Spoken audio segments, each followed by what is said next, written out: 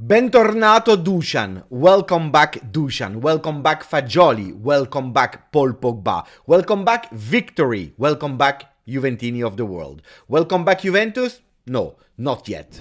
Ciao Juventini of the world, my name is Giuseppe, welcome back on the channel. We start immediately today with a maximum of likes, subscribing to the channel if you didn't yet. We have to speak about flashes of Juventus, not a Juventus entirely back after the game of yesterday, but flashes of Juventus. Some positives, and we will go through them starting with, and then some negatives at the end of the video. So if you're interested about the negative things, scroll immediately towards the end.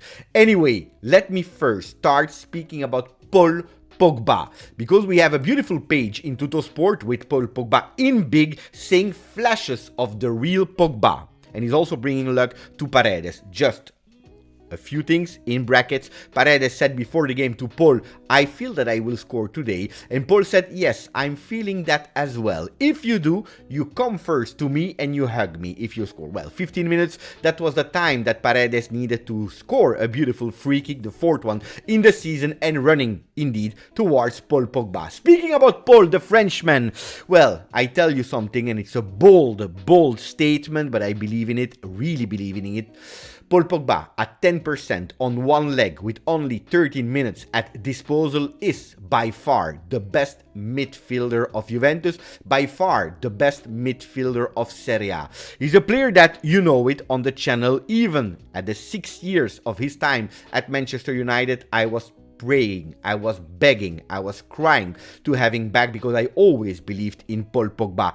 It's a player that is able, like no one, to give you emotions, to make your heart beating faster. One that every time that is touching the ball, something can happen. Yesterday, in a few minutes, he was able to show it again. With his basic skill, with his move a la Pogba, that small dribble, taking the ball with him and then trying to give it with a fantastic assist, or receiving a free kick, or at the end of the game that the VAR decided to not show us the replay again, nearly receiving a fantastic penalty.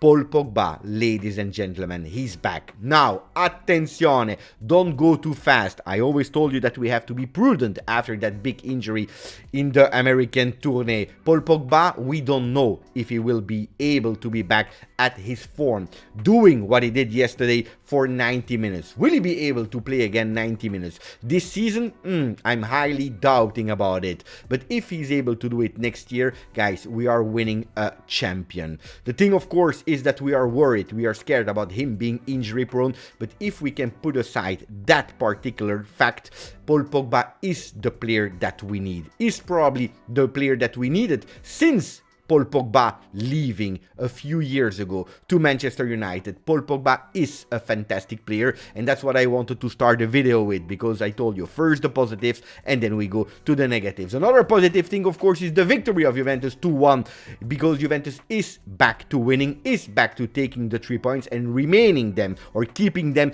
in the Allianz Stadium in Torino, something that is moving actually the ranking of Serie A, because yesterday we saw it. Not all the teams that are running for that top 4 spot were able to win, with Milan drawing 1-1 with a fantastic goal of Okereke, and then Roma with a red card not able to win against Monza, with again Roma and Mourinho not being totally fair, not being correct with all the referees. It's not something that we like. We already spoke about that, the fact that they are crying for 90 minutes yesterday. Palladino called them out, but that's something that I don't want to speak too much because it is GJustjuve, so we are speaking about Juventus. What is the ranking saying? You already know it. Napoli can potentially play and win. No, they will play, but they can potentially win today their third Scudetto in their history, reminding some people that maybe forgot. Juventus was able to achieve that fantastic thing in 1931, and I'm really asking you, who was already born in 1931? I think nobody. Anyway, Juventus is there with the victory of yesterday, catching up again Lazio, that yesterday won 2-0. We are there at 1 point, but we are creating a gap, especially with Milan and Roma at 58. The same points of Atalanta. Atalanta our next team that we will play against, because next games on the weekend will be really a thriller, because we know it. Milan will play versus Lazio, Roma will play versus Inter, Juventus will play against Atalanta in Bergamo in their home, Napoli-Fiorentina. It's something that is absolutely not interesting for us, but this first game will be crucial to understand if yes or no Juventus can still believe and keep the dreams of Serie A. If we go back in the game of yesterday, well, that momentum thing that I discovered a few games ago is something that I really like, because it's giving us a picture of Juventus with a horror start. We had a lot of questions and doubt about the starting lineup of Max Allegri, not really understanding because he was taking a lot of risk. Well, when we see the first 3 minutes of the game, all our doubts were facts. We're like, what is happening? How is it possible that Juventus is entering that way into the field, into our home? But luckily, after a penalty that was denied to Lecce, after the goal that was cancelled to Lecce because of an offside, Juventus is really taking the lead in terms of possession, in terms of domination, in terms of where the players were on the field, and they did something really beautiful until the beautiful goal of Paredes. What is happening after that? It's not that Juventus is stopping and parking in the bus, because they want to continue looking for that second one, but you have that big injury of De Sciglio that for that moment took away the concentration of Juventus, and it's not a mystery that at that moment we are giving a penalty to Lecce, fantastically guessed by Szczesny, but he was that close. That close, unfortunately, not enough. So it's a 1-1. Juventus immediately looking for scoring again. They're able to do it with Dusan Vlahovic, 2-1. And the beautiful thing is that Juventus continue to play, because they are looking for that third one. In the second half, except of some flashes that we gave to Monza, Juventus is trying to look for that third goal. We saw beautiful combinations between Pogba and Vlahovic, between Di Maria and Fagioli. We saw beautiful flashes, but also, as you see, in the momentum, some things that were not 100% okay, and we will come back on that. What I appreciated yesterday is that when you are looking at the heat map of the position of the players, you can clearly see organized, fantastic 3-5-2, and this time a 3-5-2 for the entirety of the game, with players that are thinking also offensively. Look at the position of Di Maria, look at the position of Dusan Vlahovic, look at the position of Cuadrado, that replaced then De Sciglio, but they have more or less the same position, and Kostic. All of these players thinking offensively, really organized, with Paredes really in the middle of the field and not as an additional center back. I really like the organization, but also all the attempts that Juventus had. Look at the black dots here on the field, a lot of attempts, 2 goals for Juventus, the one of Dusan Vlahovic. We will come back on that. I also like the fact that we were also at the end of the game looking at the where Juventus is playing and attacking, and you see that we are actually partially equally dividing all the attacks on the left, on the right, and centrally. This is something that I always like. Why? Because you start to be unpredictable. If you are attacking always on the same side, well, they know where you are, they know that you are predictable, they know that you want to go in that side, and they know how to block you.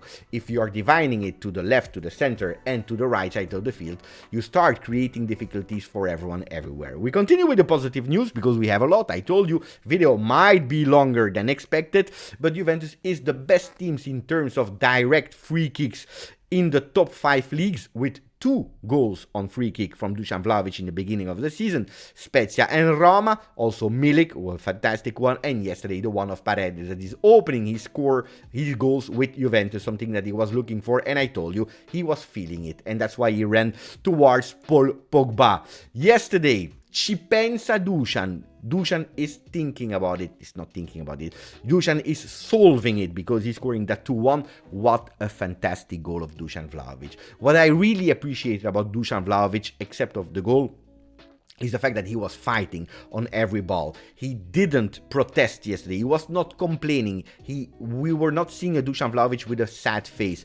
But also, I loved the fact that he was looking for the ball. He was looking for the position. He was looking for the space, instead of waiting for the ball, something that we saw, unfortunately, too much this season.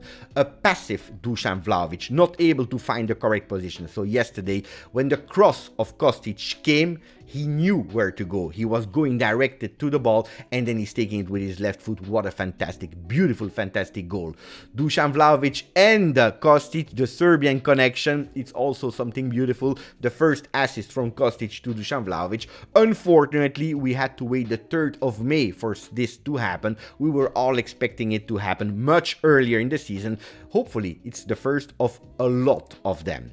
Then we saw Vlahovic, we saw Juventus, yes, but also another player that we have to say welcome back is Niccolò Fagioli. Not that he really disappeared, but we remember the sad face against Lazio because he missed a shot, the tears after a loss because of his mistake. We saw him creating actually the opportunity to Napoli because he was not fast enough to man marking. There was a small part where Fagioli was in difficulty. Yesterday he starts the game, and what a fantastic player. That beautiful assist for Miretti, goal that was cancelled, is something beautiful. But also the game he plays. 43 touches for Fagioli, 100% pass accuracy in final third. 90% pass accuracy in total game. Fagioli is a player, what can you say wrong about him? When he has the ball, he knows what to do, and he's doing it perfectly. There is maybe one thing I would love Fagioli to increase. It's the fact that I want to see him more involved. I want to see him more touching the ball, because when he's touching it, you know that he's creating magic. Maybe not magic as Di Maria, but at least the correct thing at the right time. And this is a skill. Speaking about individualities, well, Fagioli was by Gazzetta dello Sport elected man of the match. Let me know in the comment who was your man of the match. I'm really curious about that. Then we see a beautiful ratings also for Di Maria. I'm not agreeing with that. Yes, he did okay things, but I'm expecting much more from the number 22 of Juventus. Chiesa, 5.5. I want to come back on him when we speak about the negative things. Juventus finds back the victory, and Vlahovic, the victory was important. I repeat you, 9 games played in the month of April, only 2 wins. The first one on the 1st of April, and then Sporting in Europa League. Well, the win of yesterday, because it was the first game we played in the month of May, will not be enough if we are looking at all the other games that we will play. So we need more than just 1 win, and we need to do it versus Atalanta on Sunday. The bad things, transition. The first one is De Sciglio. The injury of De Sciglio. The reports yesterday, immediately after the game, are telling us that it's an ACL. He will be out for a real long time. So I want to be a bit mature and to be able to split the man from the player. The player, we already spoke about him. We know him really much. But I was super sad yesterday because I understood it immediately. Not only me, also him in tears on the ground. But yesterday, Mattia De Sciglio, he doesn't deserve this. And I was really, really, really sad for a player that was, until there, doing a beautiful game. So much strength to Mattia De Sciglio. Hopefully he can come back because it's important. Will he be able to come back? I don't know. We will have to wait. We will have to be patient. But anyway, the season of Mattia De Sciglio is over. What I didn't appreciate yesterday, and it's actually the same thing as with Bologna, because not a lot of people knew it or saw it versus Bologna, because we were criticizing, of course, the draw. It's that Juventus tried to play against Bologna. Yesterday against Lecce, they tried to play, not always succeeding in it, but you try to play, you try to be a bit more offensive, you try to create some things, and you see it with the total attempts, 16. That's a lot if we are comparing with what happened in the month of April. But a Juventus that when they attack, when they try to think offensively, well, unfortunately, they are conceding a lot. 14 attempts for Lecce with 1 more shot on target, 5 from Lecce. Too much. Too much happened versus Bologna, too much happened yesterday, and probably if we decide to attack what we all want as supporters, it will happen also against Atalanta, with the difference that Atalanta is much stronger than Lecce and Bologna, so the dangers are there. What attitude, what behavior will Max Allegri decide to ask to their players? Will he ask to be solid defensively, or will he ask to go as we did in the last 2 games? Big question mark. I already think that I know what we will see, but that means that we have a team that is totally unbalanced, unable to do the 2 phases in a correct way. Or we attack and we concede a lot, or we defend and we are not able to create.